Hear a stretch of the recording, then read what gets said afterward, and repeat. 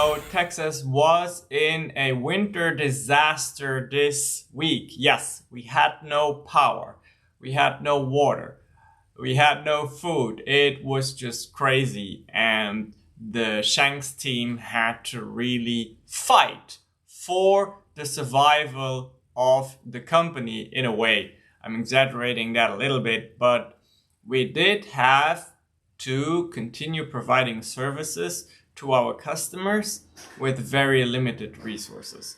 So I want to talk a little bit about what that looked like, okay? And there's a few things here that we learned that really are very strong also in the notion of creating a team that is hybrid and virtual.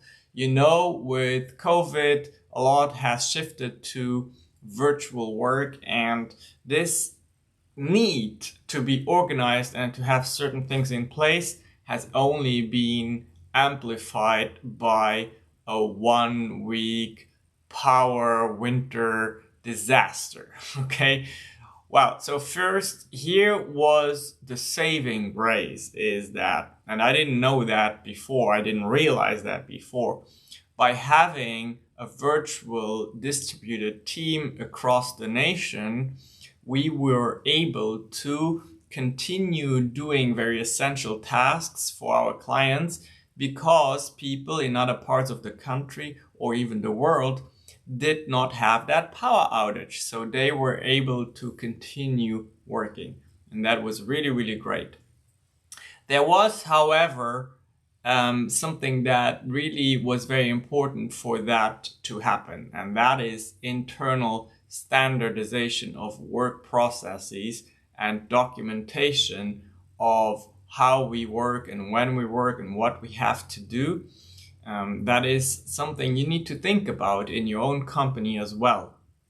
If you have repetitive tasks and there's a certain way of doing those tasks, it is important that you document the process and the workflow of these tasks in case the communication flow is interrupted, as it was this week.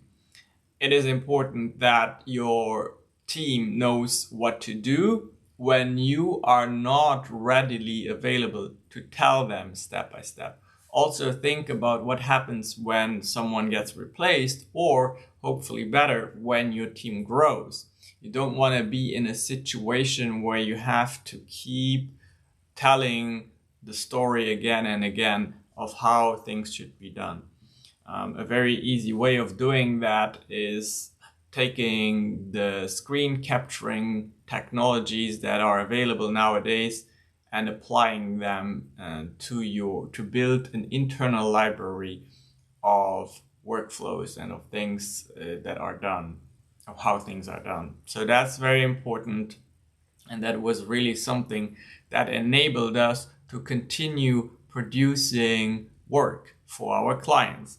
The other aspect really that I want to mention that is important, not so much in a disastrous week, but in remote work and in a virtual team, a hybrid team, is that whenever you are exposing your company to the public, mostly on Zoom these days, you want to think about how important it is to still show a face, a brand that is consistent with everything. Okay, so that is also professional. So you want to have a clean Zoom background. You might want to have uniforms. In case not everybody has uniforms, you can go for a color. Like for example, with SHANKX, we like the color white, and most of our team has gear with the logo, but not everybody has it. So those are things you can think about. The other option, the other aspect that is really important to think about is the communication flows. You know, what is the channel for immediate communication, such as instant messaging? When is that necessary to be used, and what are the channels for communication that can happen asynchronously over, and that is not quite as urgent, right? So we use a project management tool called Trello, where we have everything organized and we try to document a lot and use that as a way to communicate within the team so that everybody is on the same page. Really, if you are familiar with stand-ups in the world of Scrum or Agile, that is something that has really become extremely important nowadays in the world of hybrid teams and remote teams.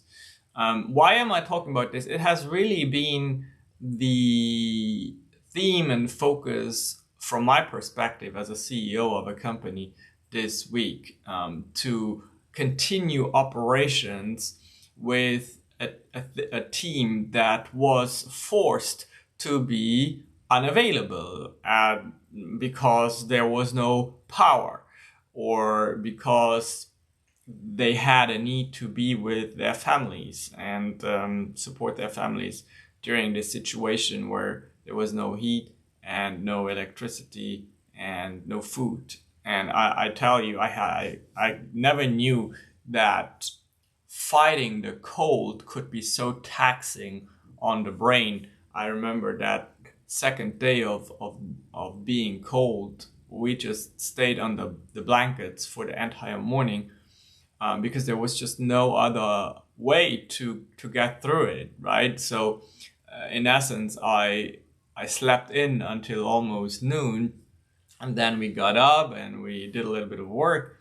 But when it came to being 5 p.m. or 6 p.m., I was tired. Like, I had worked all day long very intensively, and that was not the case. But I just realized, wow, how the cold has impacted your productivity. That was really, really crazy. So yeah, that was really the highlights of the week, and there is a lot coming for SHANKX, and that will really like everything that was planned event wise was just put on hold last year because of COVID, and then we were about to ramp everything up again. And then this winter storm comes to Texas and everything is halted again and slowed down again. And people are here to refer to it as snowvid. And yeah, so I think you'll see a lot more about how we are trying to quickly ramp up to be able to get back to having events. Because these networking events and industry events are very important for the economy and for networking. And as the chair of the Chamber of Commerce here in the Tri-County area, that matters a lot to me. And one of the big events that I personally am also the chair of the committee is the State of Medicine here in Tri-County, where we are for the very first time trying to have that event to also have a very strong online presence with the use of live streaming technology and with the use of an event app. So there will be a lot of people coming in person to the venue, but we want the value to be equal or greater online, right? So because I strongly believe that that's where the future is headed. Everything will be hybrid, and if you think about it, there's a lot of potential in that, because you just increase your footprint by really to the whole world if you do it right. So that's something we will talk about in the coming weeks. I hope you are not affected. If you were not in Texas, you were not affected. If you were, I hope that you somehow made it out of it. You were able to feed yourself and not freeze to death. And what I want to challenge businesses in Texas is, how can we prevent ourselves from being that disabled again, should this ever happen again, right? What does that mean for your business? in my business, it's really important to have at least a certain amount of power so that the batteries can charge for the laptops, and then of course an internet connection, right? Luckily, I am on an unlimited plan with AT&T, and that hotspot worked like a charm during this crisis. So I'm very happy with that service. But we really had to struggle to have power in our batteries for enough time to complete everything we needed to get done. So I am really thinking about investing in a generator for the future. So if you have any experience with that, generators, and I guess efficiency and silence seems to be important. I don't want to have a huge noisy machine in the backyard. That would be greatly appreciated if you can give some input in that regards.